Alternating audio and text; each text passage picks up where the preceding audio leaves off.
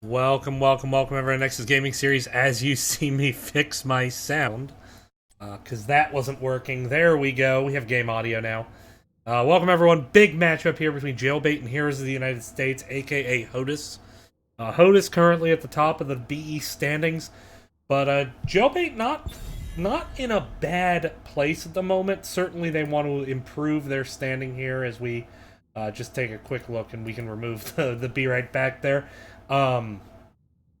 With a win tonight, they could actually move into third place if they get a domination victory. So we're going to keep an eye on their performance here as they're trying to get set up for the playoffs. How did we get here? We saw bans on Debraxis, Cursed Hollow, Sky Temple, and Volskaya.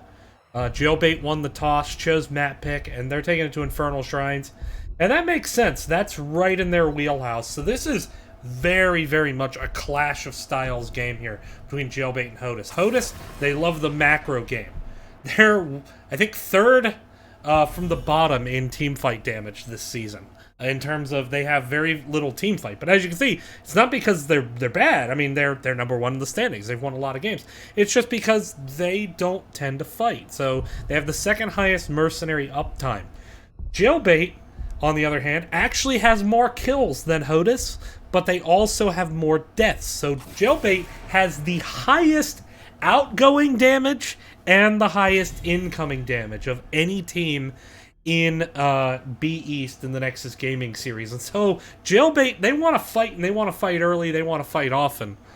So we'll see how this goes. Right out of the gate, HOTUS banning out a Nubarak, Jailbait responding with Maiev ban. Ban coming in here. We have seen them ban out target bans before. Could be a Tyrande. That's something that we'll know Jailbait playing. No, they're going to go Sylvanas ban. Sylvanas, very powerful, especially on this map, can support the Punisher well.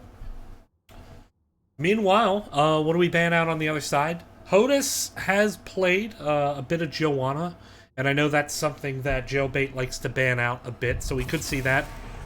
And there it is. Look at that. I did my research. It worked out quite well. So now first pick coming in. And I will say HOTUS has been known to break out Kael'thas when available. Kael'thas tends to be one of the more banned heroes, even in Division B. That said, on this map, Gul'dan can sometimes be the preferable mage. Jaina can also be quite good. So they have flexibility. Do they want to prioritize their tank with this tank choke coming on? Do they grab that ETC? No, they're going to grab Kira. So first pick going to be Kira. Kira, what has become of you? Anyone? Pink Floyd, Vera, The Wall, no one? Alright, well, we tried. Valiant attempt.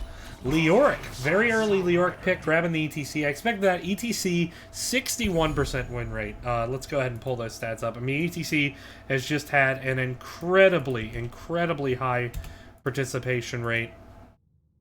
And we can take a look and we can see it never loads.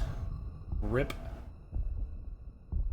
There we go. 61% popularity, 55% win rate. That's overall across all of NGS, 61% win rate in Division B East specifically. See a Tyrande Blaze coming up, so they are going to snag the Tyrande away from H2O, who has played that hero quite a lot this season.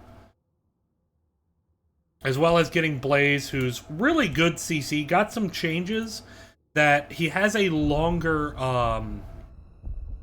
longer cooldown on his charge, but it has gotten more reliable. That said, let's see if there's maybe an adjustment period. Because it has a shorter warm-up, it changes how you have to aim a little bit.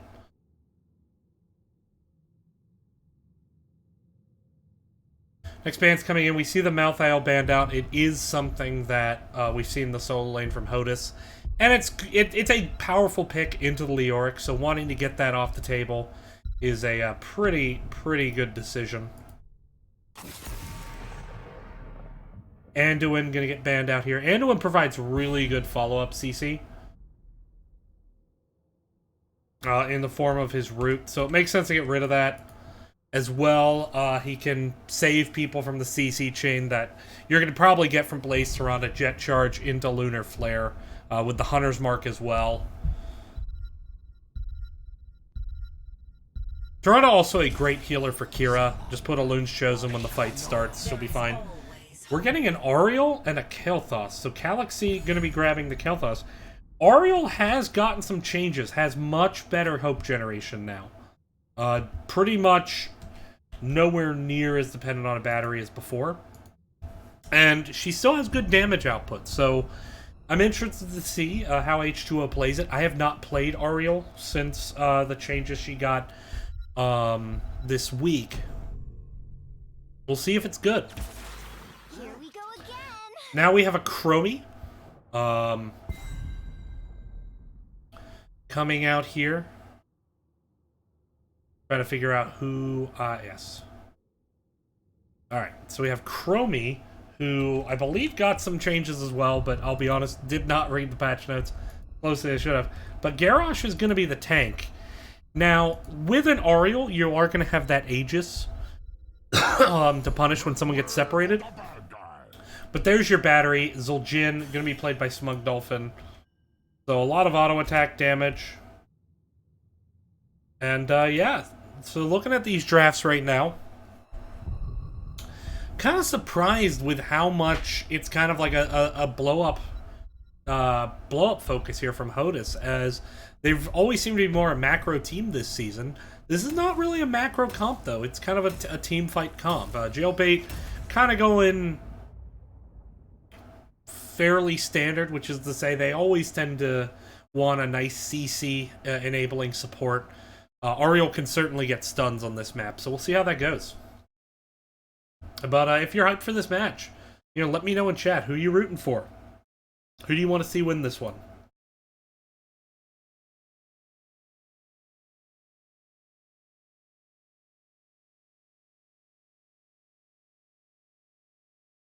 Alright, so with that, I'm gonna jump right into the match here.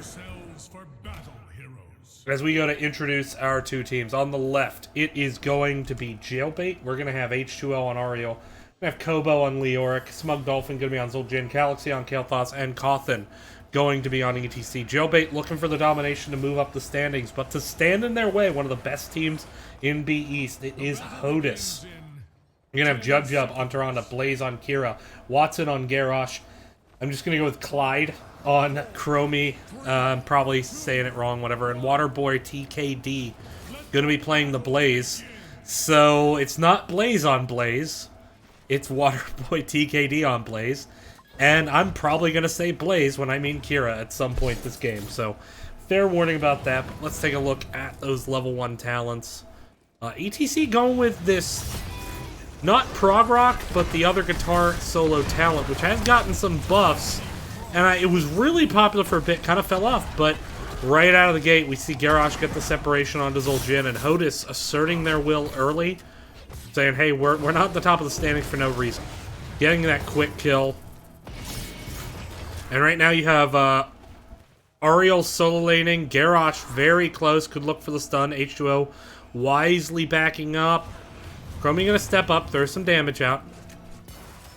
Garrosh still looking for the throw. Finds ETC. ETC gonna face melt and walk away. Smart move to avoid the Lunar Flare. As Kael'thas clears up the mid, wisely backs up. Kira starting to rotate. Meanwhile, up on the top, Leoric Blaze. Always an interesting matchup. But that said, casters are not allowed to watch solo laners because people get mad when we do. Kael'thas wanted to start that camp, but now Cawthon getting separated and focused down, and he is going to get dropped. So really good invasion there by HOTUS to stop the camp to get a second kill on this map. Chromie putting that time trap in that bush, trying to keep an eye, see if they can go for more pickoffs here. Kira now bottom. We got 4 bot. Are they going to do anything with it? You have Zul'jin Ariel in the bottom, so that can push quite heavily. Meanwhile, rotation to mid, Blaze on Kira in the mid. Trying to look for some opportunity to get some flank damage, but as it stands, I mean, Smug Dolphin just going to continuously be healed up by Ariel. Taking a look, Ariel did go the stacking stun, repeated offense.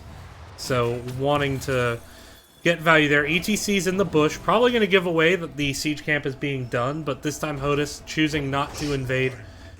Instead, starting their own camp here with Tyrande and Kira. So, a little bit... There's certainly faster camp clear on the side of Jailbait. But, obviously, kills are going to play a big factor in this game, and Jailbait actually going to move down to this bottom camp. Bit of a risky move. It is mid-shrine, so it's between the mid and top lane. As we get set up here. And it is going to be the Arcane Punisher first, so... Looks like Hodis going to be there first. Leoric having to do some double soak. Blaze actually going to come down bot, though, to clear up this bottom camp. So that's going to give Jailbait a chance to get a numerical advantage on their engagement. Leoric now coming in on a flank. There's a flip onto Garrosh. He's going to take some damage. Good Lunar Flare there. Stuns out Coffin. Smug Dolphin going to have to back up onto the back line for the time being. A Loon's chosen on Kira, making sure that she stays nice and healthy. And they bought enough time for Blaze to clear up the camp, and so now it is a 5v5 engagement. Cawthon stepping up aggressively, but taking a lot of poke damage to get back up. There's Kira jumping in onto Calaxy. ETC trying to peel out. There is the timeout to give Kira a chance to get away. Smug Dolphin gets flipped by Garrosh, and he is going to get dropped by Chromie. That's a third kill there for Hodis, and this should enable them to get some pressure onto this shrine. Leoric, though, has actually stolen some minions already. So it's 8-3 at the moment. Death timers are short. Zul'jin could be back soon. But it is 6 versus 7 at the moment, so it's very risky for Jailbait to stay here. That said, the shrine clear is not very good on the side of Hodis, just from a comp level. But Calaxy getting targeted here by Kira. Kira, though, getting turned around on, but the damage onto H2 and Calaxy probably going to force Jailbait to try to back up. There comes Jet Charge in from Blaze, but he's just so tanky, and Kel'Thas gets picked off by Chromie, who's just sitting in this bush, sniping the backline. H2O almost goes down, and Kallai's just been sitting there getting so much value. Smug Dolphin getting flipped by Garrosh, and that is a 5th kill. Hodis is dominating at this point in the game when it comes to being able to find kills. Not even really getting that low at this point. Jailbait gonna need to coordinate a little bit better.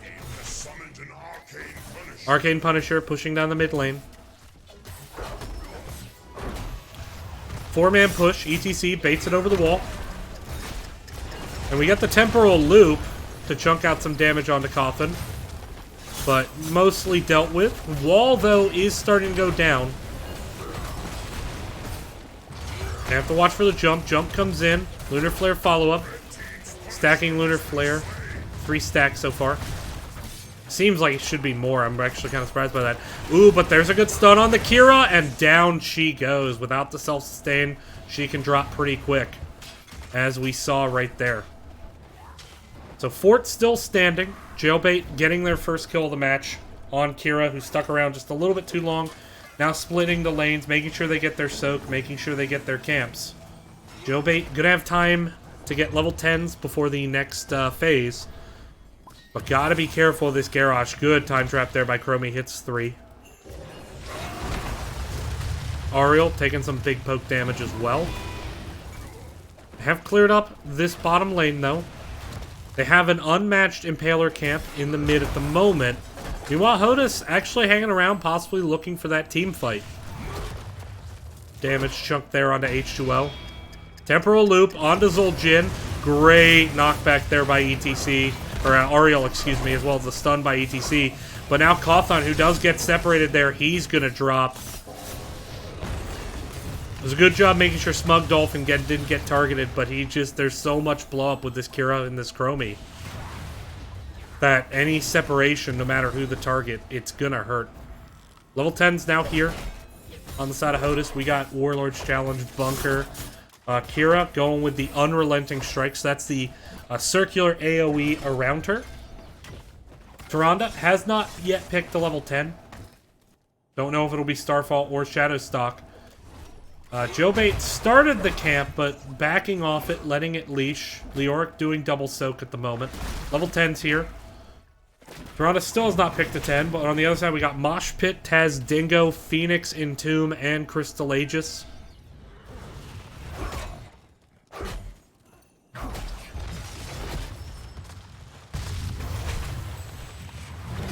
So let's see. Kira looks for the flank, doesn't find anything.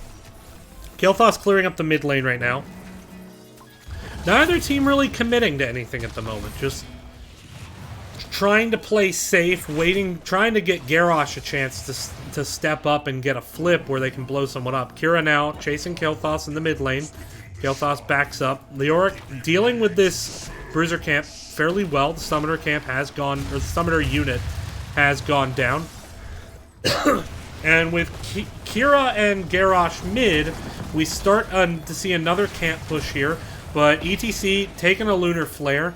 It is low, so now it seems like Jailbait wants to commit to this, but you have Kira flanking on the back with an ultimate right onto the squishy backliners. There's a stun. ETC gets absolutely deleted. So a little bit of a split setup there by Jailbait. Not the ideal situation. As ETC goes down, 7-1 kills. Hodis leading. As they start this Mortar Punisher Shrine, Garrosh walks up, gets the flank onto Smug Dolphin. He does manage to escape. 8 minions. Make that 16. A big burst just went out there. ETC starting to walk down. Could look for the side flank with the Mosh Pit.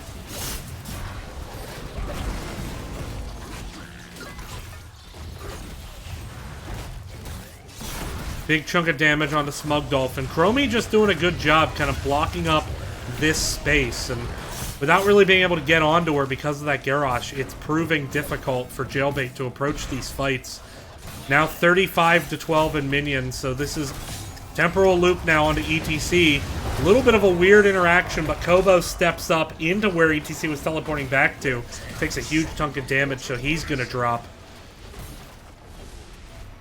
But did not really see Jailbait get any kind of engage they wanted there.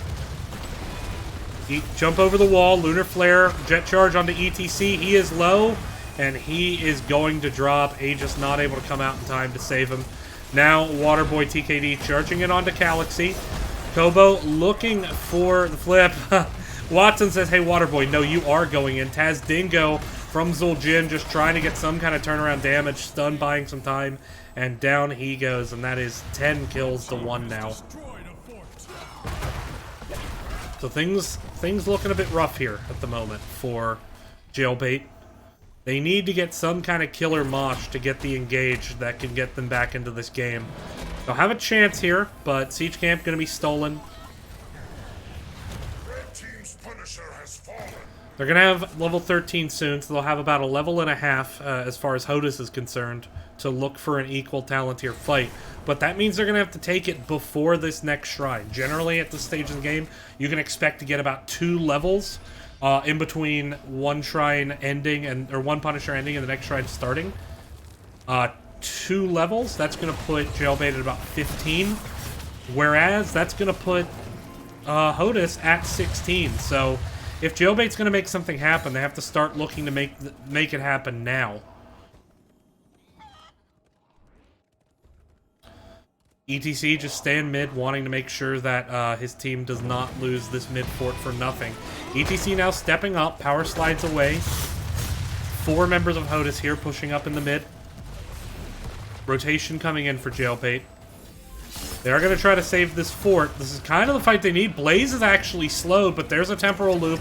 Once again onto Coffin. He's going to go down, take some damage. Not go down, excuse me, but go down in HP, certainly. 4v4 still here in the mid lane.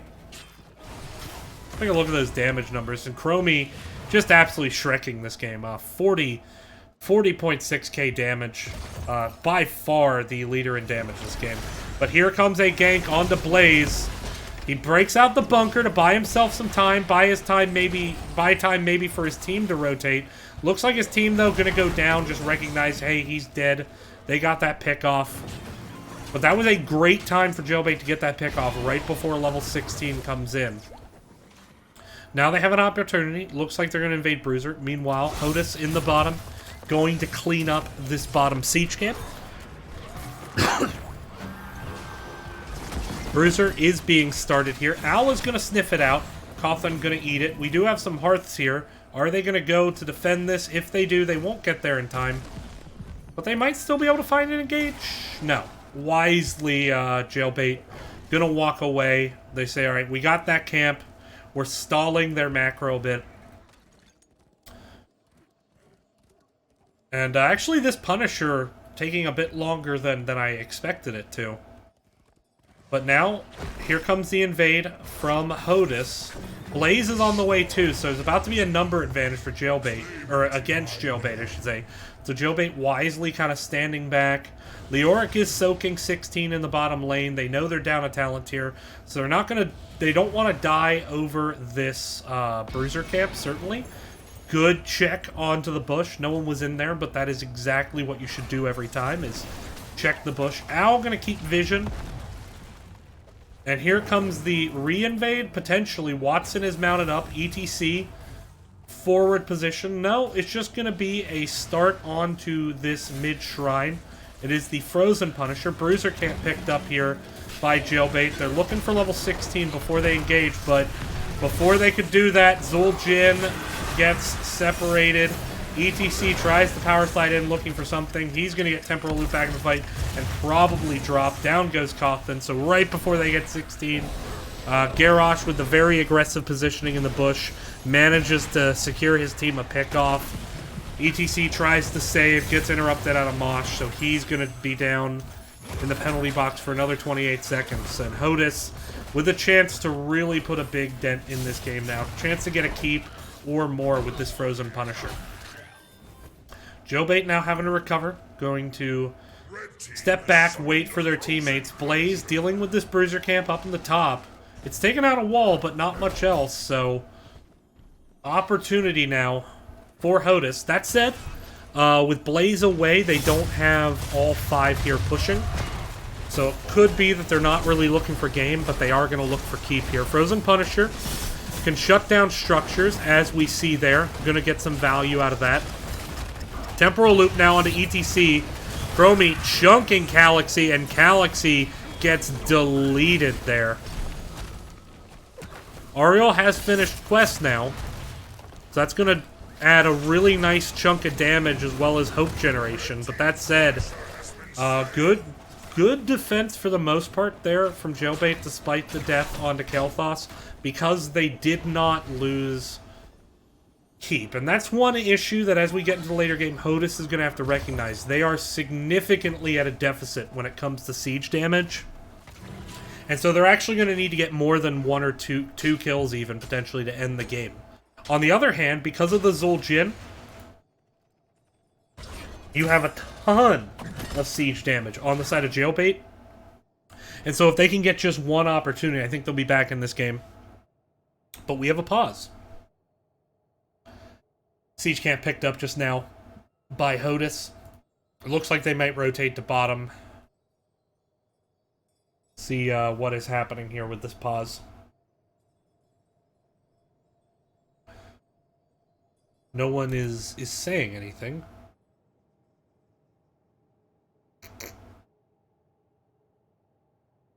Huh.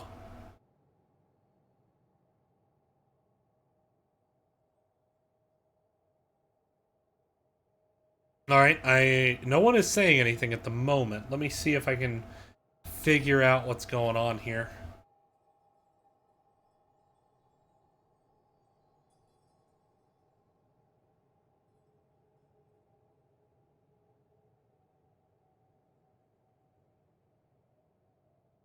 Apparently H2O had to run out. Not really sure what happened there.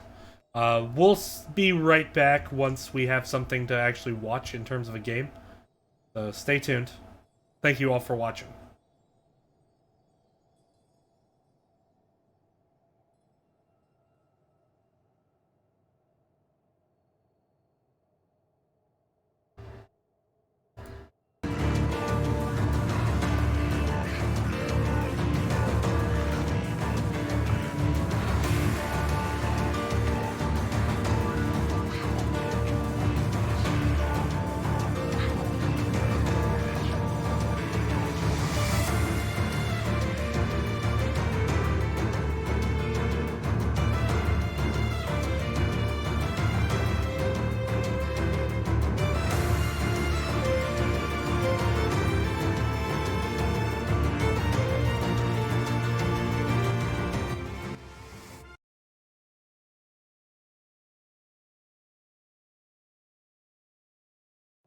Alright, everyone. Looks like we're going to get back into this. We got some readies in chat, so hopefully we can get back into it soon.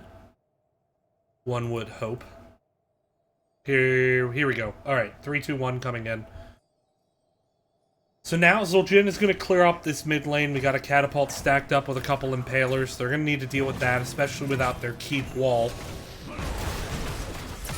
Keep in mind that without really a boss on this map and with camps in every lane, often mid lane can be extremely powerful on this map, solely for the fact of, given its size, it's kind of neutral in terms of you can always rotate there after you open up a win condition. So really good job here on the side of HOTUS, opening up this mid lane. If they manage to get a 5-man wipe, they could end even with their poor siege damage. And on the way to level 20, that said, Jailbait has closed the XP gap. They were down by a full 2 levels. Now only down by about a level and a third at this point. And doing a good job. This is kind of weird, the shoes on the other foot. Jailbait now needing to avoid the team fight and play the macro. And HOTUS gonna want to look for pickoffs and a team fight now. Not what we expected coming out of this series, all things considered. Now pushing up bottom, going to try to get some damage onto this wall. And now Hearthing, I think they expected a gank rotation. That said, HOTUS, not really obliging. They're just going to go for their bruiser. They're going to find level 20 themselves. Blaze going to push up this top fort. So Jailbait now kind of with the decision. How hard do they want to commit to that push? Looks like they don't. They want to just focus on getting every single bit of minion soak that they can. Their last fort, though, dropping to Blaze up in the top. It is going to be a bottom Punisher. And so with that, this does give a chance to Jailbait. But that said, they're just so far from 20. The warning should come up for next phase soon. So they're not going to get 20 by the time the phase starts, I would expect. Yeah, there's no way they get 20 by the time the phase starts. The best they can do is just try to soak 20 before HOTUS can get the Immortal. And from there, try to just mount a pretty epic defense. Meanwhile, though, HOTUS not content to just sit on the shrine and burn it real quick. They're also grabbing minions of their own, making sure the lane's pushing up here. Kira even getting some soak in the bot. Just trying to make sure that they are able to get some type of macro advantage. That said, really all this is going to do is it's going to push more minions towards Jailbait. So they're actually potentially going to be able to soak 20 a bit faster. But now, it looks like they're deciding that they have to take a fight down 20, as this is an Arcane Punisher. The Yorick looking to flank top, gonna get slowed there by the by the Blaze Willis. There is a big entomb into the back line. Phoenix comes out finally. The bunker gonna be used, but here comes Kira diving the back line, trying to get onto Galaxy. There's a mosh pit, though, and that might just be what the Doctor ordered. No, they're not able to get the kill onto Garrosh through the Elun's Chosen. And so Jailbait puts up a valiant effort, but they're going to have to retreat now that the Punisher is down. And so with that now, we're going to have to see a pretty epic defense. They bought themselves time. They're close to level 20, and they have a camp pushing top. So if they can defend here, if they can get a couple kills, there's daylight for Jailbait to make something special happen in terms of a comeback. But it's got to start now, and it's got to start with an epic defense. Zul'jin at the moment is not burning the Immortal, having to play very safe. Watson now looking to step up. A little bit of a split here from Jailbait around their own keep. Arcane Punisher dives Zul'jin, and that could be devastating. No, Smug Dolphin managing to get away. Oh, the temporal loop, though, going to put him in trouble. And he does not have... Oh, but he survives thanks to a very, very clutch heal there by Ariel. The keep has died, but level 20 is now here for Jailbait. And the Arcane Punisher did not kill the core. And so with that, there is still a chance for Jailbait to win this. But they are going to have to recognize that they are down.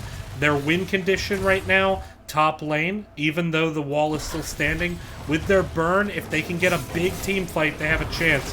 But that time trap on the Chromie is going to hurt H2O. The keep does finally drop. Entomb onto Kira, but there is the grappling hook to get her away. And so with that, not finding the engage they want, down 4 structures at this point and down 2 keeps. Jailbait in a desperate situation. Camp's being cleaned up here by Hodis. They're going to grab their Impaler. Time Trap once again in the bush. Kobo stepping up onto it. We are seeing a very, very safe positioning play from Jailbait as they grab the mid Impaler. Bottom Impaler, neutral Impaler is grabbed by Hodis. There's some pretty big mid push coming. They're going to have to recognize that. Bruiser Camp also available on Hodis' side of the map. We do have the Death Mosh from Kothan. Zul'jin has gone Forest Medicine, trying to just self-sustain himself. Master of Flames coming out from Kael'thas, so really trying to commit to Living Bomb Spread as a way his team's going to win the fight. Obviously, Buried Alive and then Diamond Resolve is going to really help, I think, with some of those temporal loop combos that we've seen as a way to mitigate it. But now, Jailbait kind of just playing a bit passive. Knowing the situation is if they lose a fight, if they lose a team fight now, the game is 100% over. Even if they only lose, like, 2 people, the game will almost certainly end. So, they're going to play safe. They're going to make sure their lanes don't get pushed in. They're probably going to avoid fighting on this Bruiser, I would expect. Just given how much Chromie has been able to do in these tight corridors. There's the Time Trap up front. Flip onto Leoric to push him out of the bush. Some extra damage for his trouble. Chromie is very far up at the moment. Garrosh could peel, though. Kira on the flank, looking to get onto this back line. Blaze in the bottom at the moment, but he's going to start rotating up as this camp gets started. But that was more, I think, a bait to just try to make Hodis show their hand. Now they need to come down and clear this mid lane, but ETC going to step up. There's the Time Trap. ETC going to be okay, taking some damage there. Kira now looking to engage. Camp is grabbed by Jailbait, but they do have catapults in mid and bot approaching their core that they're going to have to address soon. 1 catapult mid, 2 catapults bot. But the chase is on, looking for the engage. I don't think they're going to find it just yet. The shrine is active. They need to take a fight soon because of those catapults. They are on a timer. Leoric looking for the Entomb, but doesn't find anyone. Now, though, the focus on the Kira, and there they get the kill. And a big Mosh on the back collects 2. The Aegis is going to save Leoric. Now Kothan stepping out Jub, and Kothan goes down. And this is the chance they need, but they have Katas on the core, and they are absolutely wrecking it. 30%, 26%. Did they wait too long? They did. And that will be the game. Winions win again. Someone make a Thanos meme of, like, the catapult minion saying, "I am inevitable," because that would be accurate. So there we go. Jailbait had a good fight late, but it was just too little too late. I think they need to send someone back just to clear up those minions. Without having that done, they really lost, even though they finally got the fight they wanted. They really got the combo they wanted, but it's not enough in that situation. Kothan and Smug Dolphin both having bad games. They'll bounce back. We're going to take a brief break, and we'll be back right after this. Thanks for watching, everyone. Stay tuned.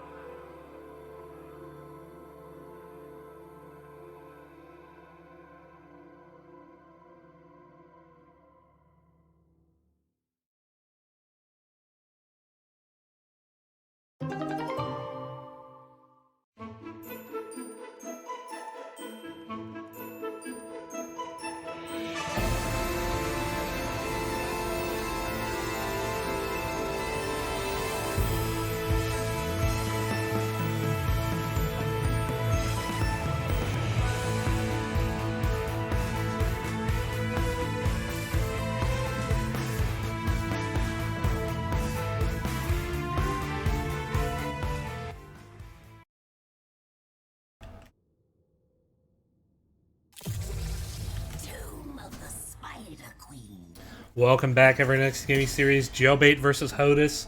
Hodis looked dominant in game 1. Up 1-0. Jailbait gets the engage they want, but it's too little too late as Winions take the core down. Jailbait hung around, though, despite being at a big kill deficit. And that was something we were worried about, is that Jailbait really tends to want to be this team fighty team that looks for fights. Hodis tends to want to play macro and play safe. And yet we kind of saw that flipped on its head as Hodis drafted a very, very team fight heavy comp. And really beat Jailbait at their own game. And I think a lot of that had to deal with the Chromie. The Chromie was just very, very dominant. And Jailbait seemed to not know how to mitigate what Chromie could do. Sticking with the Sylvanas ban, same as last game. Pattern holds. We'll see in an Uberak ban here. Or excuse me, a Maiev ban, followed by an Uberak ban here, and then a Joanna ban. That's if the bans stay the same.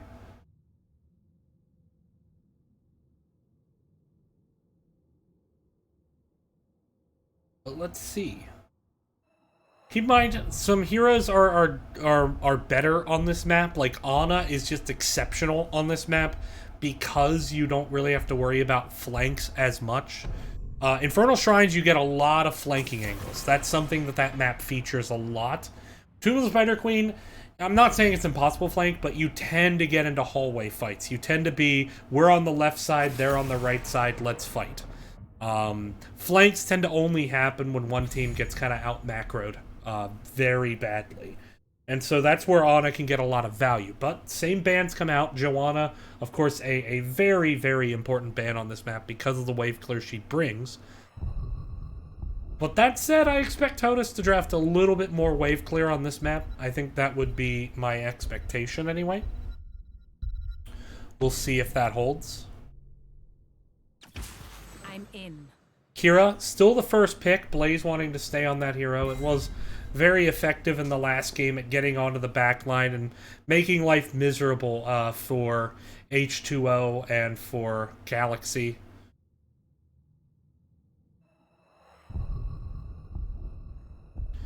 What will come out here? They picked the ETC Leoric in this slot the last time. I mean, I could honestly see it again and not think it's a bad pick. Sticking with the Ariel, so H2O really believing in the Ariel right now. Arthas going to be the choice by Smug Dolphin.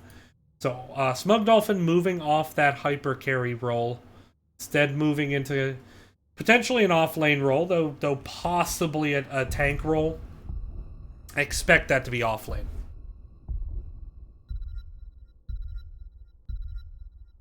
Do we get the Chromie picked up here again? It's Deckard and Chromie. So Chromie is going to be the choice again. So it seems like Hodis thinks they're onto something here with this Blaze Chromie combo.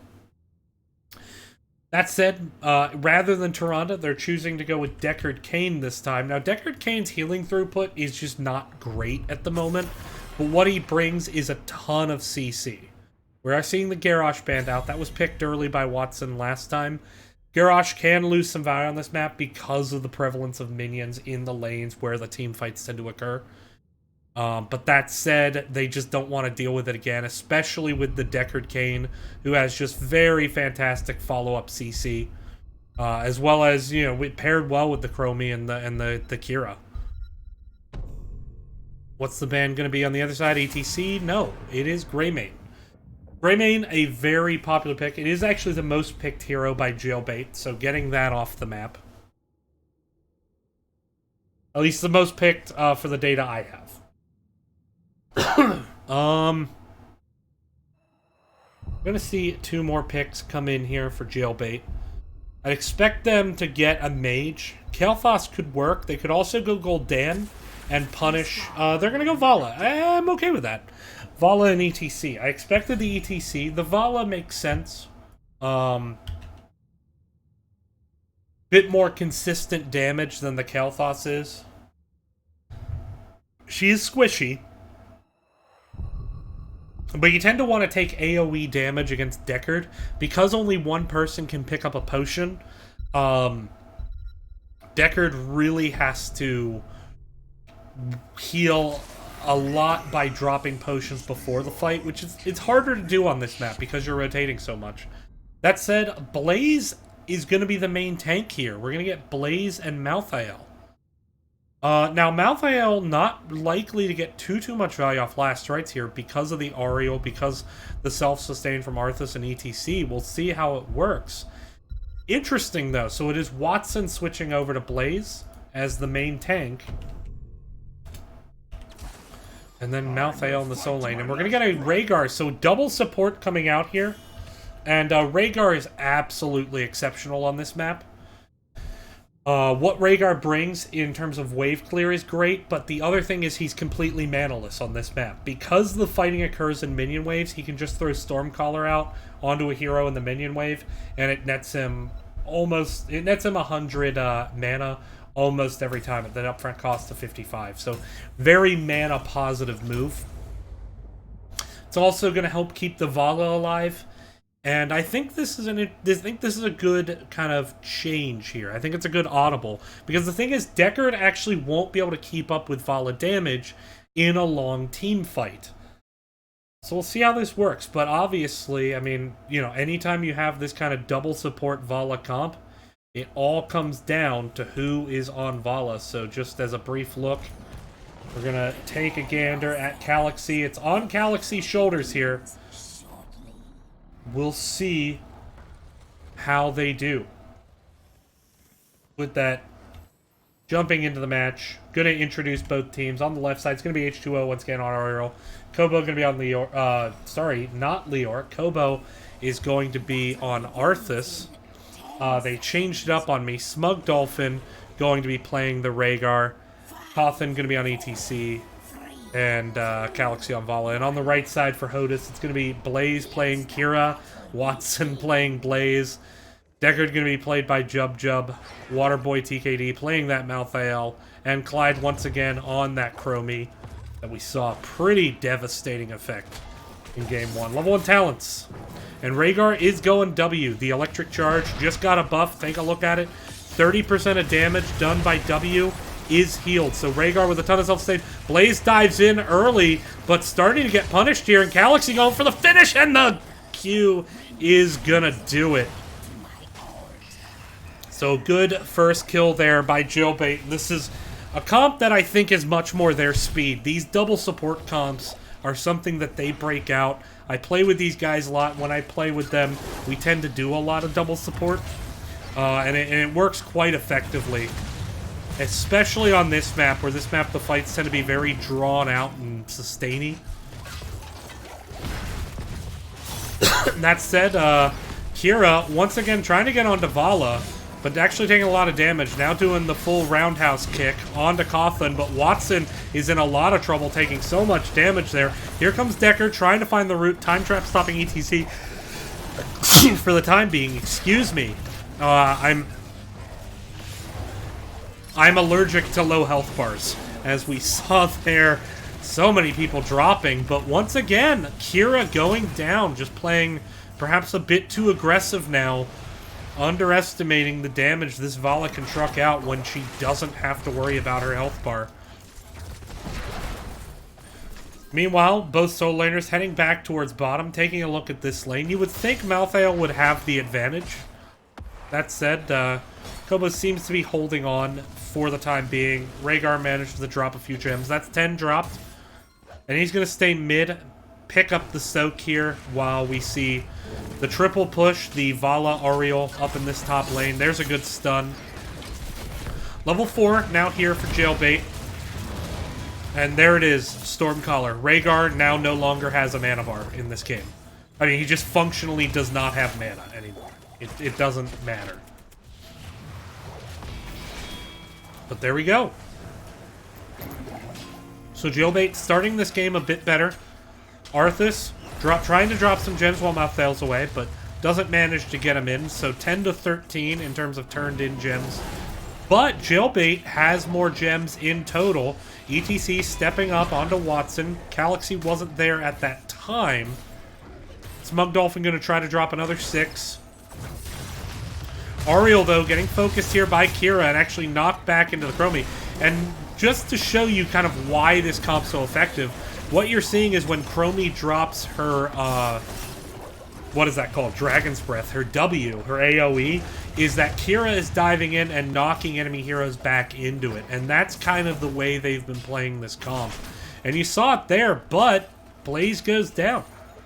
So 3 kills to 0, and Jailbait, you know, you put them on the kind of comps that I think they're comfortable with, and they're showing you that they can really run them effectively. So expect to see more double support hyper carry if you see them in playoffs, as there's a good knockback under towers, and now Blaze in a bit of trouble, and his grappling hook does not work out, and that is the 3rd death for Kira this game.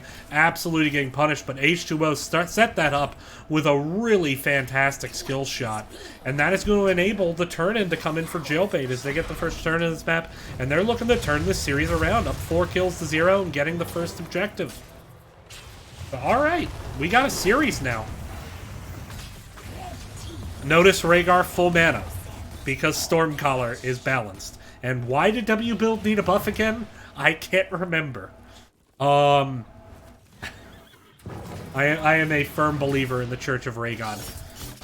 Here we go. Weird knockback, grappling hook. That was just strange. Kira escaped. But it was kind of strange. Meanwhile, push coming in here mid with the 2 supports in the Vala. ETC top, making sure he gets the soak. They know that the race to 10 is important. ETC now rotating down, looking for an opportunity to move in.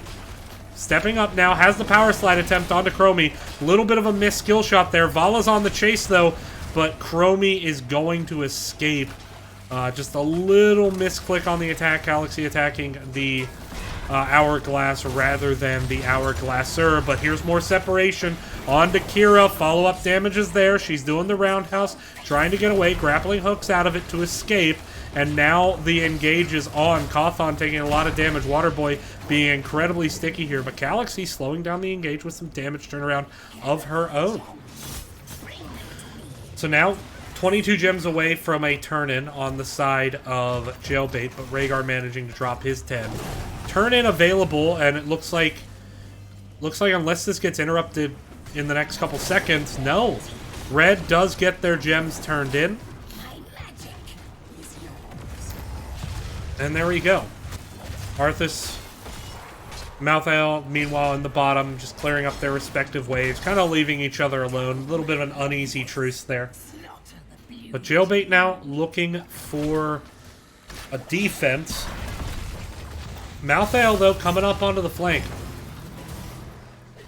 Opportunity for Hodis to get a pick. Good knockback. There's the Sapphire. ETC going to power slide out of the root, though, to prevent that big engage.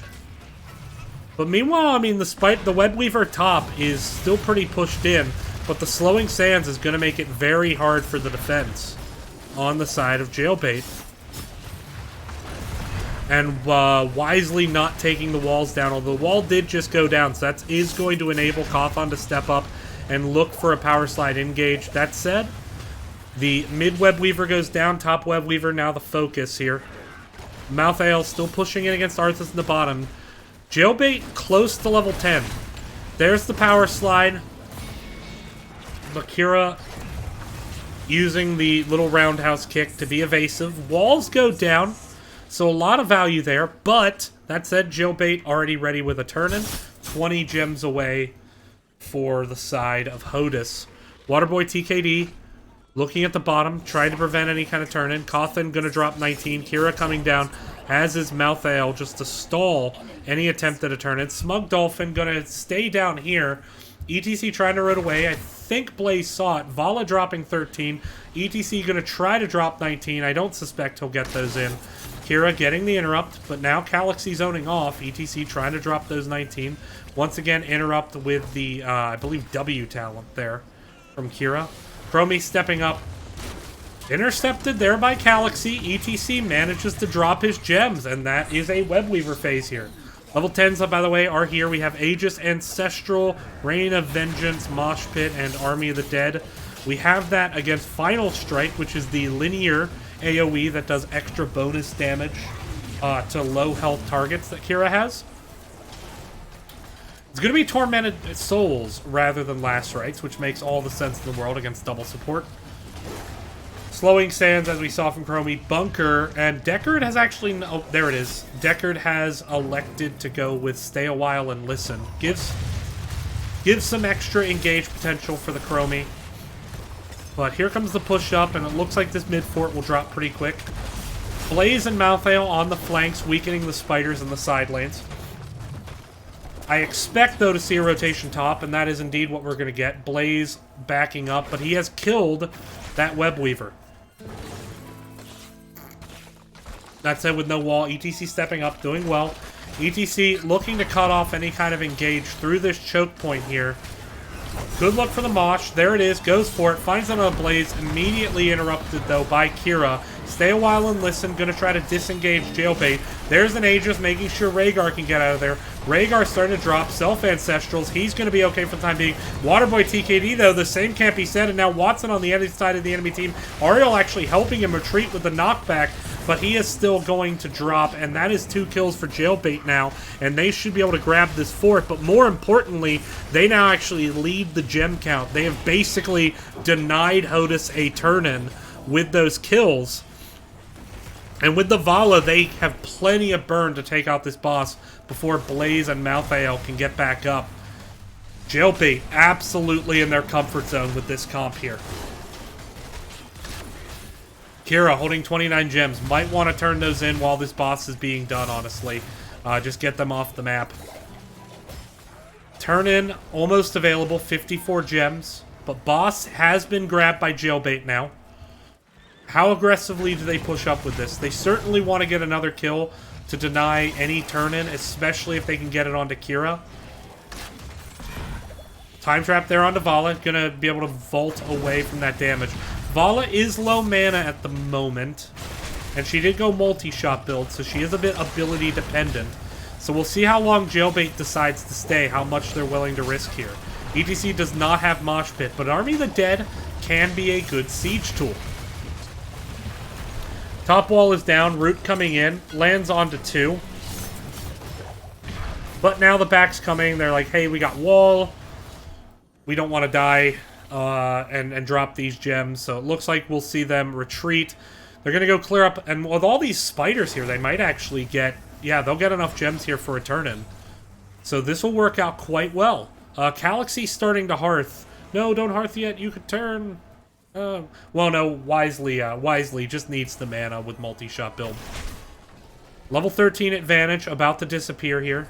Blaze going to try to drop 36. ETC going to step up and face melt with that extra range. Now in the slowing sands, though, so going to need to back off.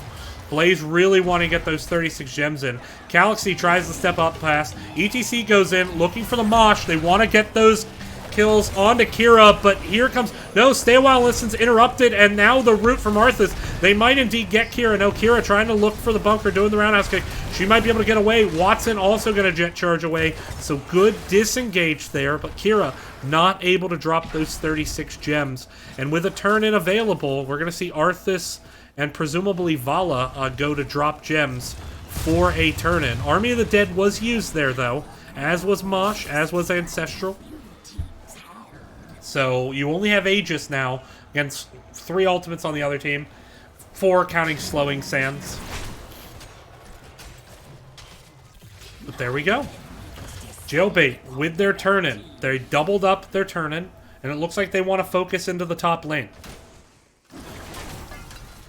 Cawthon with some good aggressive positioning as well as Kobo. Making sure they can't get flanked. Malthael in the bot lane, trying to get soaked, trying to find gems for his team. clearing up that Web Weaver. But the focus here on the top looks like they might get this keep. Oh no, the Web Weaver is killed very quickly in the mid lane. Here comes the rotation, slowing Sands, trying to disengage it. There really aren't many ults up on the side of Jailbait at the moment. Just Reign of Vengeance and Aegis. So they're going to have to back up, and they haven't actually grabbed this keep yet, as there is a 5-man defense, but there's a big root. They're moving in. They're looking for plays. Bunker tries to come in, but the face mount is going to knock Kira away from the bunker. There's a big stay a while and listen, though. Kobo, he's going to drop, or is he? No, the cleanse comes in. He does finally drop. Now Waterboy, though, trying to dive in onto the members of Jailbait, but the turnaround damage is big. Waterboy having to back up. Cleanse comes in. He's going to try to escape. Excuse me, Cleanse. Bit of a misnomer there. It was self-unstoppable, really. So 1-for-1 trade, but Jailbait, I think they'll take that. They have level 16 now, and that's a big level for this double support comp.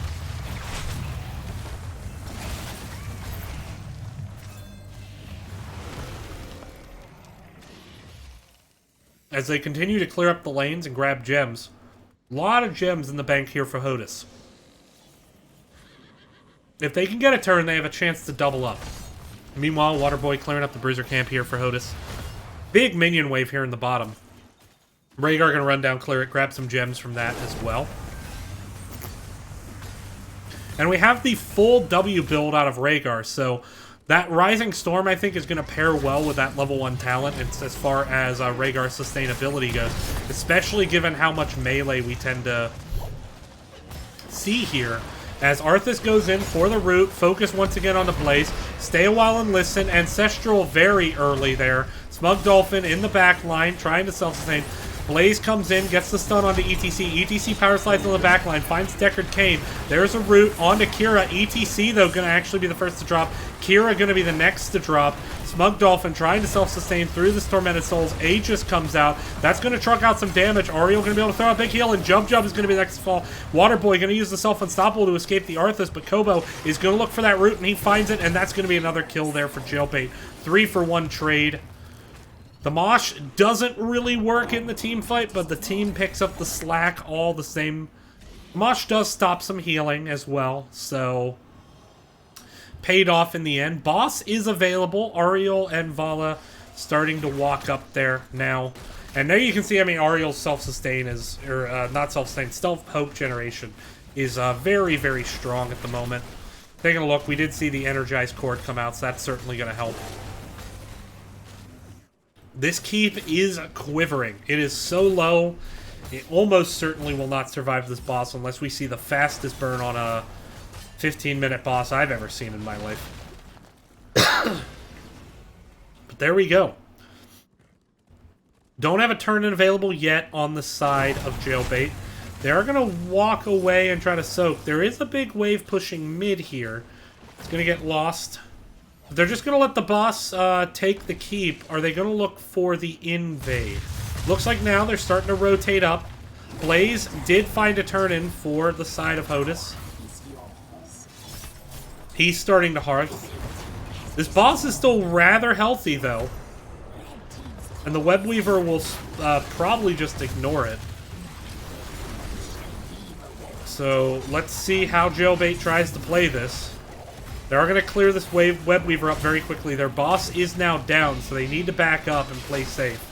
They're going to kill the top Web Weaver early, nip it in the bud, but that said, did they stay too long? Here comes the big engage. There's the focus on to ETC, but the cleanse comes in, so he's going to be fine. Tormented Souls on the backline. There's a big mosh pit, hits 3. There's no interrupts coming that time, and Deckard is going to be the first to fall. Now Jailbait fully engaging, trying to look for an opportunity to end this video game. They want another kill. They need another kill. Waterboy, TKD, he is separated out at the moment. Ancestral on the ETC, trying to keep him in the fight, and that is a second kill, and now it looks like we may see an attempt to end the game. Galaxy has to stay alive, though. Chromie looking for that Vala, but Vala in the back line. No, there's the focus. They're going to get Chromie before she can get back to base. The bunker comes down, trying to buy some time, but Jailbait turning their attention onto the core. The mid keep is still up, so they have to be careful how they rotate. Galaxy is getting the focus here. As you would expect, he is the top damage. Blaze doing everything he can, but Galaxy is still alive. There's Blaze, Kira diving on to Rhaegar, but the Aegis is going to save him for the time being, and the core goes down to Jailbait. Comes back and makes a statement in game number 2. Says, In his caster, he said we weren't winning team fights. Well, guess what? They won team fights that game. What an excellent game there by Jailbait. And we're gonna go to a game 3. And I hope you're excited. I sure as shit am. Can't wait for this one. Stay tuned. Come right back. Tell your friends. Tell your neighbors. Tell Randy Gonzalez. We got a series.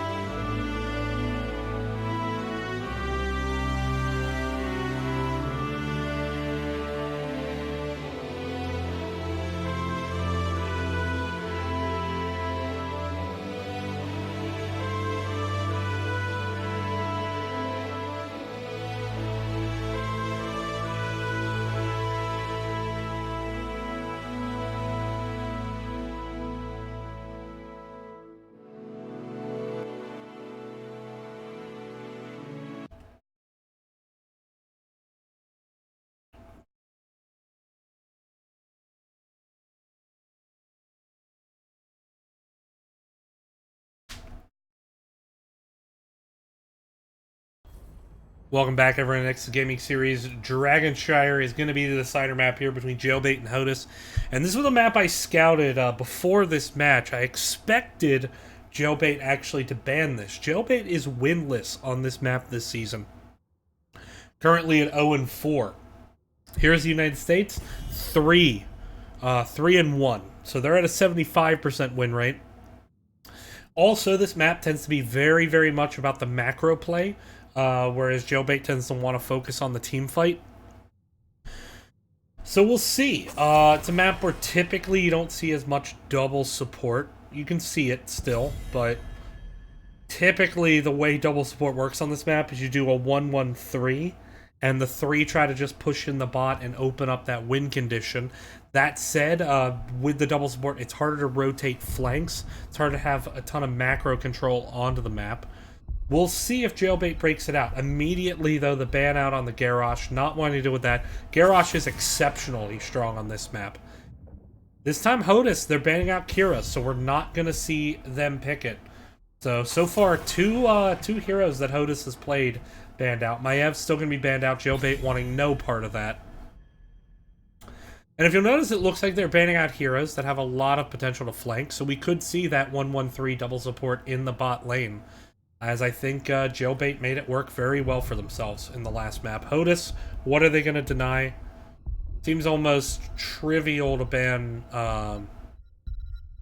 ETC here to me. Or a Nubarak. They're going to ban out the Ariel. They're going to make H2O play a different hero.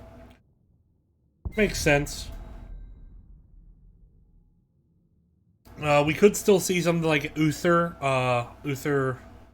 And then maybe pair that with something like Lucio for sustained healing. Or maybe even something like Stukov.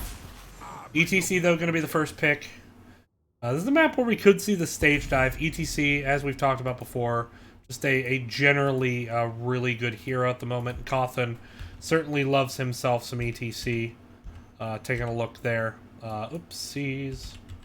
As I'm making mistakes trying to pull up some stats here. The crusade calls. Victory for the Forsaken. But taking a gander at the stats. Cawthon on ATC, he's 3-0 before tonight. Now he's sitting at 4-1 on the hero. Joanna Sylvanas going to be the take. As my cat opens the door, thus letting my fiance hear every word I'm saying. It's going to be Thrall and Uther are the picks. So this does suggest double support, especially into Sylvanas. So Thrall is going to be the solo laner.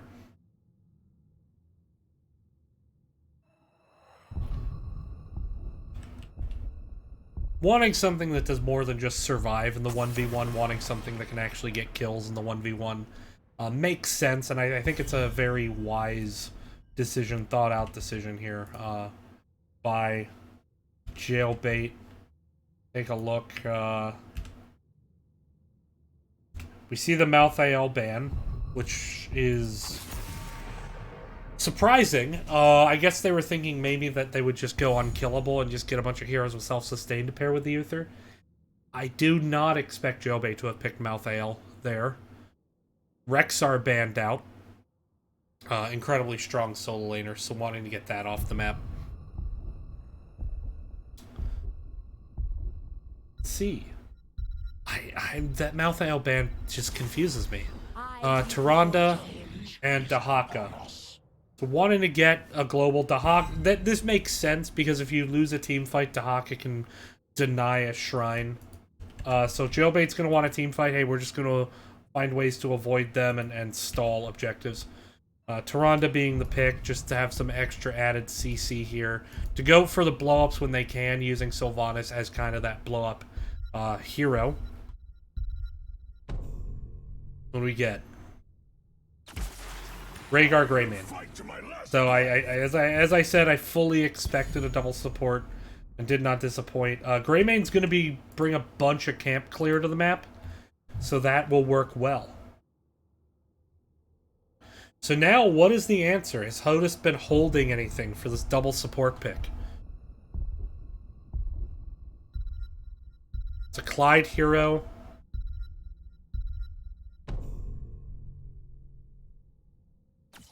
It's going to be Jaina. So they are going to try to go single target burst.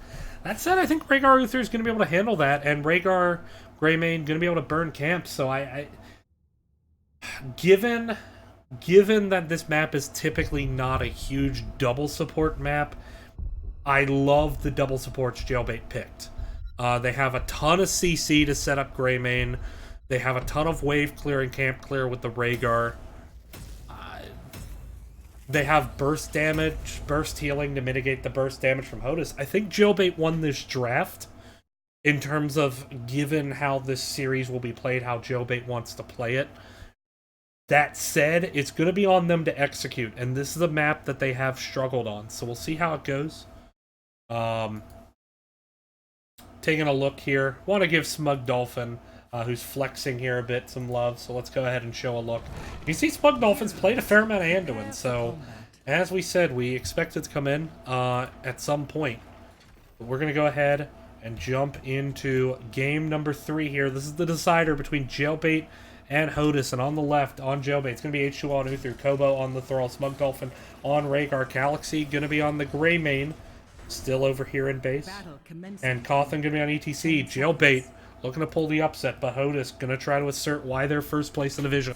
It's not Blaze on Kira, excuse me, it is Blaze on Sylvanas. We're going to have, wow, that I must not have updated anyone on this team. Watson on Joanna, Jub on Tyrande, Waterboy TKD on Jaina, and Dahaka is going to be Clyde. I apologize. I did not update the banners correctly. My bad.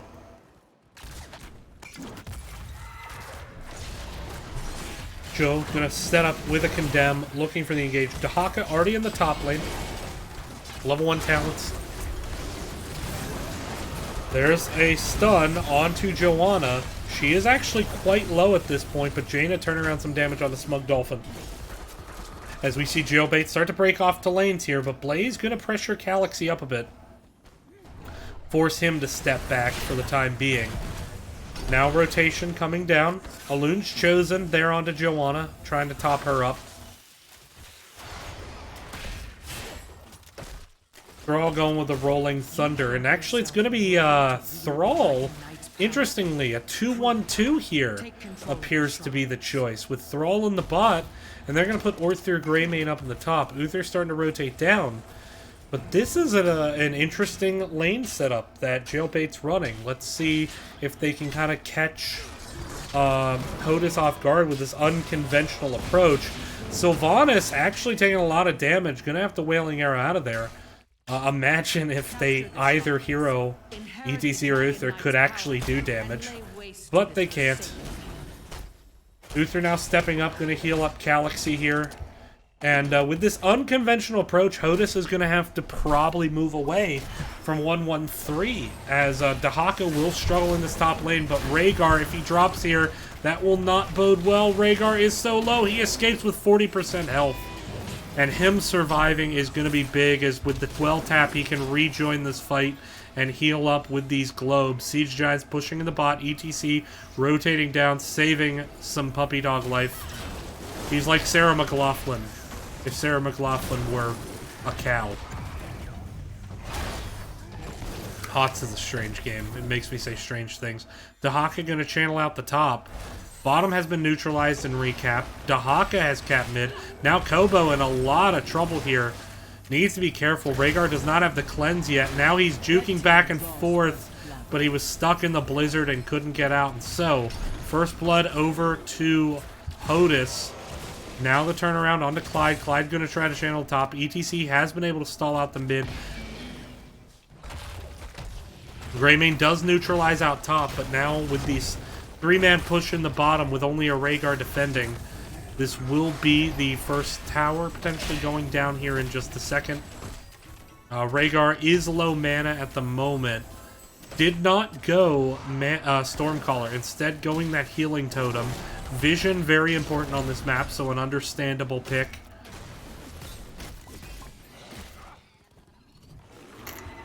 That said, it will make him quite a bit more mana dependent here. Kobo steps up, takes a huge chunk of damage there. now having to step back. Dodges the condemn. Uther, meanwhile, laning against the Haka. Greymane rotating back up. So the Haka nowhere close to channeling, but now they engage onto Kobo. ETC coming down, looking for the flank. Gonna get dismounted. Great Lunar Flare as well, stalling out ETC with the Blizzard, and he took a ton of damage, so now he has to rotate away. Sylvanas potentially could be looking for the gank on the rotation. ETC gonna stick around up here. Level 7 now available for Hodis. And with the change without the cleanse at level 7, I expected to see the CDR talent gain some popularity, and indeed it has. The Moonlit Arrows, I mean, 0.75 is a very big reduction, and it allows Tyrande to have some pretty insane throughput.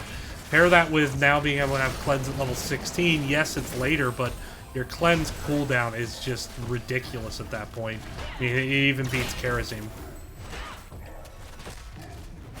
So right now, the 2 losing to the 3 in the bottom.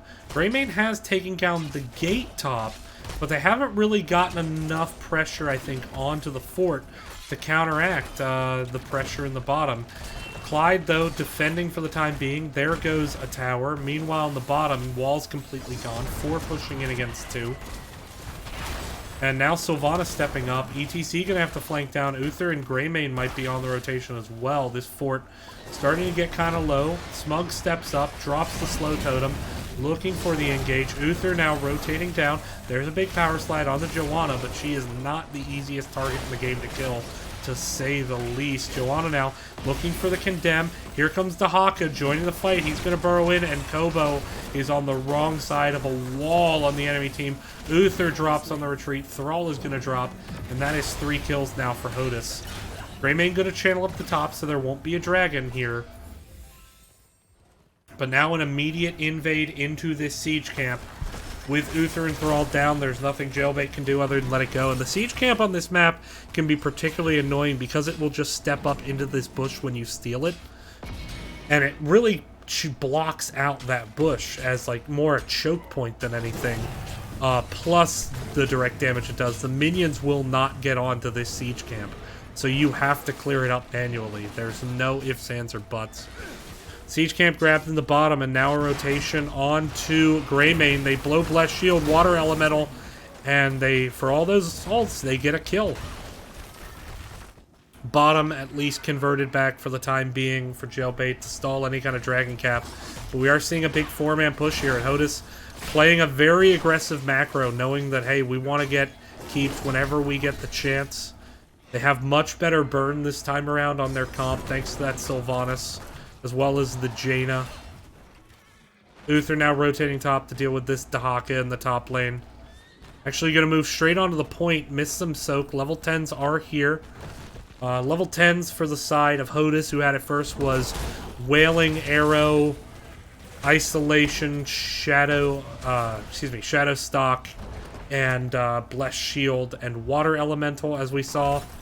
On the other side, Mosh Pit, Go for the Throat, Earthquake, Ancestral, and D-Shield. So 2 support ults.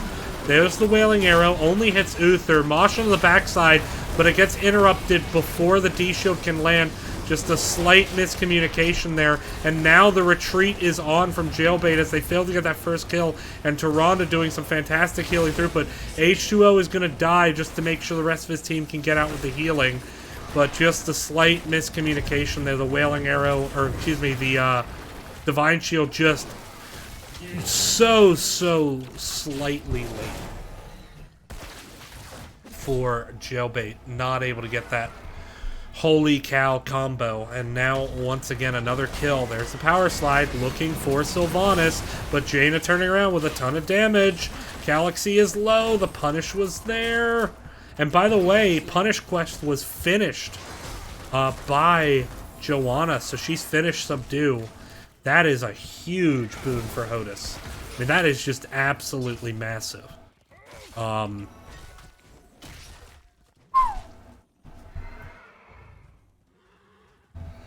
Now, Joanna's slow is 80% non-decaying. That is really going to be difficult to deal with for Jailbait. First dragon picked up at 8 minutes. I have to let it go. It's going to run down bot. Go ahead and grab this fort quickly. Good decision here by Hodis. Make sure they push up the minion waves. They're going to shut down the tower so Dragon can walk up. Watson going to dismount into this bush. And there you see the power of that 80% slow. And Watson's going to have that for the rest of the game. That is just... If you finish Subdue, it's very difficult to lose the game at that point. Blind Lunar Flare of the wall doesn't find anyone. They're all going to get knocked away. Both teams have all 5 ults up. Dragon's starting to drop. Alun's Chosen has been used. ETC low, he's going to get knocked away. Galaxy with the Subdue, he's going to get stunned by the Lunar Flare. Galaxy trying to finish off Dragonite. There you see the Owl coming out. Kobo stepping in, using that Earthquake, but Rhaegar is going to drop. That's the 8th kill. H2O is going to drop. 9th kill for Hodis as they are looking now. They may be able to go for this keep as with 3 kills there. That is rough. Keep going to drop. I don't think they can end here. Death timers are just too short. But Jailbait just really having a hard time at the moment.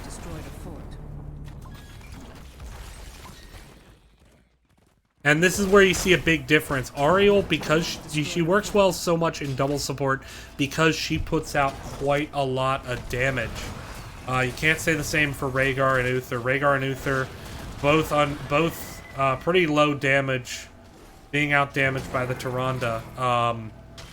And just, you're not really seeing enough damage coming out here from Jailbait to kind of counteract Joanna just pushing in and subduing out Greymane, making it hard for him to engage.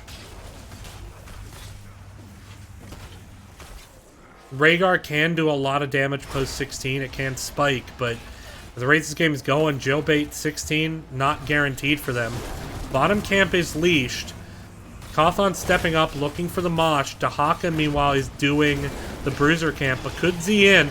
There's a big Mosh. D-Shield comes out late again.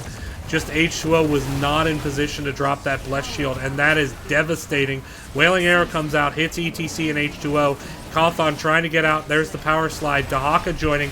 ISO onto Rhaegar. Uther goes down as well.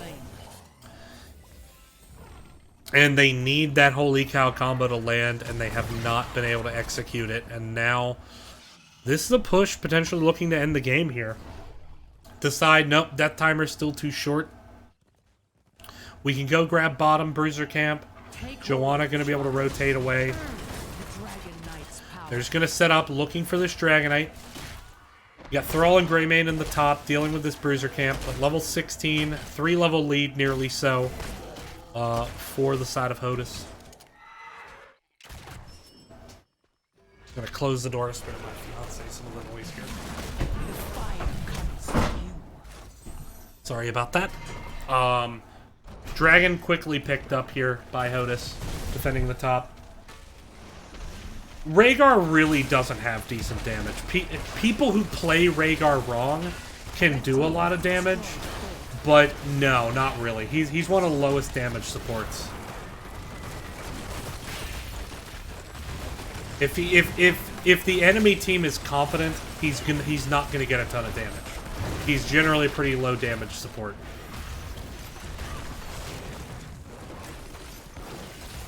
But here we go, Dragonite pushing in onto mid-keep. Galaxy is low, stepping up onto the Dragon. Dragon turning its attention. Healing Totem's out. They top Galaxy back up. Good defense so far here by Jailbait, especially considering they're down 16 talent. Dragon just chunking away. Only 14 seconds left. But they managed to defend this, but now separating out ETC. Kobo's stepping up to get onto this Dragon. Now using the Rin Fury to rock away, but there is Subdue. D-Shield has to be burned there. But now ETC rejoining, looking for the Mosh. He's gonna find one. The Ancestral comes out. There's the Earthquake as well, but the Wailing Arrow absolutely devastating there. And you're just... You know, even when they get the engage they want, they're just not getting enough damage out, and so Jailbait gonna drop again. I think this time it is game, as they start to just walk around the core. Sylvanas shutting it down, just so they can move around it. And that will be game. Hodis dominates game number 3. And the streak continues for Jailbait. They're just struggling with this map, and you know, little secret. Jailbait thought about banning out this map. They chose to ban out Sky Temple instead with their second ban. But there you go. Hodis gonna take this series. I'm gonna move up. We'll be right back. Hopefully with a post-game interview. Stay tuned.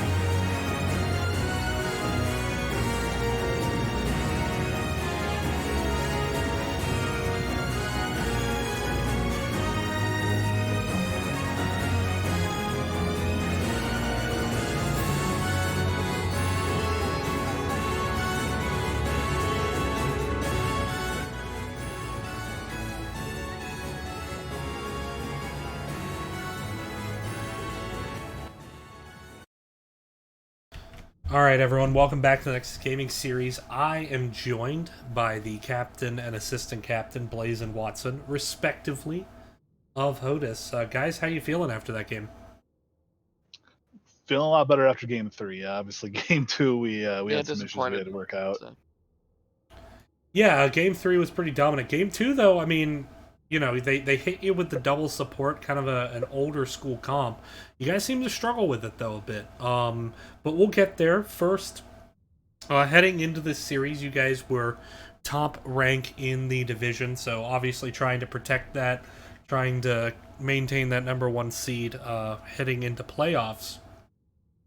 Was that a big emphasis for you guys tonight, winning this series to maintain that, or at this point, were you maybe trying to hide some things for playoffs? Wink, wink, nudge, nudge, hint, hint.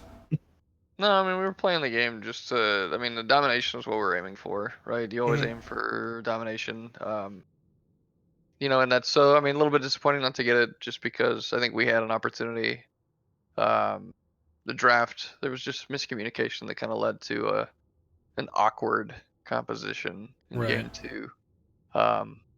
Well, so let's talk about game 1, because the draft had a lot of overlap.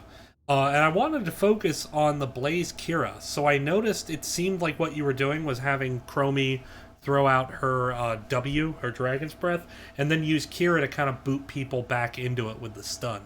Am I reading that correctly, or am I possibly giving away too much? No, like that's kind of the general what you try to do with her is like whenever you have a partner that has like a telegraphed ability like that, you usually try to keep the boops to go push them back into those things. So and that's something we've practiced with certain other characters, and don't want to go down the list obviously, right. but it's something we have practiced. Yeah, and I would say that I haven't seen a lot of Chromie this season. I did not really read too much of the patch notes. Is Chromie, did she get some buffs in this week's patch? She got buffs, but it wasn't in a way that I think makes her OP. But Okay. she definitely, I think they gave back just what they had taken away originally, right? So she's getting mana on her Q now if you take that talent. I don't know that Clyde does. Um, and it's really, Chromie's just, she's not, we never really felt like she was bad. She just was, it was, the answer was she's not as good as the other mages. And Right. at this point, with the setup that we had, and from our perspective, the lack of engage that Jailbait had, it made Chromie a really valuable pick. On map 1, of course we're talking. Correct. Yeah, on map 1. Yeah. And so you guys pretty much won every engage. In fact, the only engage I think you lost on map 1 was, of course, the last one, but it proved inconsequential. So I guess what we have to say right out of the gate is, I mean, obviously Winyan's MVP, right? The best, actually. We have the best minions. Yeah. We have the best Winyans. Yes. Yes. Yeah. That's pop culture references. Oh wait, it's political references. Oh God help us all. Jumping into game 2 though. So you guys went with the Kira Blaze again. Didn't have as much success. You didn't have the Garrosh that time. So you mentioned some miscues in Graph. What do you want to elaborate on there? Or how deep do you want to elaborate? So we can't run. So if we were going to run the Blaze, we need to run the Blaze with a traditional tank. If we were going to run the Malthael, we need to run the Malthael with a I'd say a non-traditional tank. But yeah, but a non-traditional that, because what was up, right, is like Diablo. We could have run Diablo Muradin, any of those things. Even even a secondary support may have worked. But basically something other than Blaze, and that would have been fun. It just, you could see it towards the late mid game where we had a couple of fights where they were on the hairy edge of losing all of their heroes, but you just lacked that little bit more CC. We couldn't either keep Malthael alive, or we couldn't keep them stationary long enough. Right. So and that's really, it was, we were communicating, water grab Blaze, and I'll grab and figure out what other hero, and then it turned into, well, Malthael's really good here. Yeah, that's true. And so what we ended up with was just a hodgepodge of bad characters that don't really mesh well together. And so they didn't mend the best. Yeah, and so we just look at it. It was like, okay, well, we fudged up our draft. That's fine. We'll play it out, see what happens. It didn't work, clearly. So game 3. So you guys didn't get map pick. You didn't get the choice of what you wanted until the last game. You guys chose map pick over draft pick. Looking at my stats from the season, I saw you guys only at 35% map pick now, at 35% map pick. First pick. So you guys tend to pick map a lot. Is that accurate, or is it just you often have the other team picking first pick? Because there's no way for me to really easily check it. This season, I am like MVP for most lost coin tosses. So generally, most of the time, it's just the other teams are usually opting for that first pick. All right. Well, you guys, though, decided to take it to Dragonshire. What was the primary motivation for that? Good comfort pick for us. I mean, it's just a map, everybody's familiar with, and we enjoy playing it. It's got map got reskinned not all that long ago. It actually looks nice. We hate the map. Tell everybody. The map looks nice. I'm just saying the map's horrible. Don't worry, I won't tell anyone that you're an 80% win rate on that map now. See, now that's the kind of information that you don't want to share. Yeah, I would never share something that is easily found by using Stats of the Storm to scout my opponent. Who would ever do such a thing? With that though, so this here, real quick. I'm not joking. I'm gonna do this. Stay tuned. It's gonna take me 1 second. I'm gonna tell you what chance you have of maintaining your 1 seed. All right. Assuming you would like that. I'm guessing it's 50-50 because we need Beast Coast to take a game off of Minion Miners, and then Let's we keep see. it. Well, but taking a game off, so that's actually better than 50% chance. Hang on, let me. All right, I need data. Oh shit, I'm in the wrong GitHub. There we go. All right, 1 sec. I need to open up B East schedule, and then real quick set this to Jailbait HOTUS. That is 1-2. And then, all right, we're fuck it, we're doing it live. To quote Bill O'Reilly. Hang on. All right. Open PowerShell, and all right. So I'm gonna have you guys. It's gonna do 100,000 simulations, so it'll take a minute. But I think you guys will probably be in pretty good shape. Taking a look at the tournament. I don't know how many games Beast Coast has left to play. I can't remember if it's 1 or 2. 2. They have 2? I think so. Well, they would have to dominate them both to tie you Right. in order for it to go to head-to-head. Minion Miners is sitting at 27. I think they have 1 match left. Correct. How many does Trump have left? Because they're at 24. 1. 1, okay. So yeah, okay. So you're 56.3. Minion Miners is 41.9, and Beast Coast is 1.7. So you have the advantage to that end. There's still technically a scenario where you could drop to a 3 seed, but it's 0.77. And no, I'm not going to spend time trying to figure out what that is, because that is really narrow. So anyway, with that, best of luck heading to the playoffs, and I'm going to throw it over to you guys for shoutouts. It's just say thank you for casting. Really, always appreciate it when you guys are able to take the time to pick up our games. Just want to watch the replays and go over things that we did well, things we need to work on. So just appreciate it a lot, and say hi out there to the Twitch chat. Yep. Always appreciate the support and keep this game alive. Thank you. All right. Well, with that, we're going to bring this stream to a close. Only 1 match tonight. Doubt I'm unfortunately going to be able to cast next weekend, but next week playoffs start for Division B through D. Heroic and A still have 1 more week of games before they jump into playoffs, as they're not divided by region. But hopefully going to bring you some playoff games next week. Possibly in Division B, as frankly I think they have the best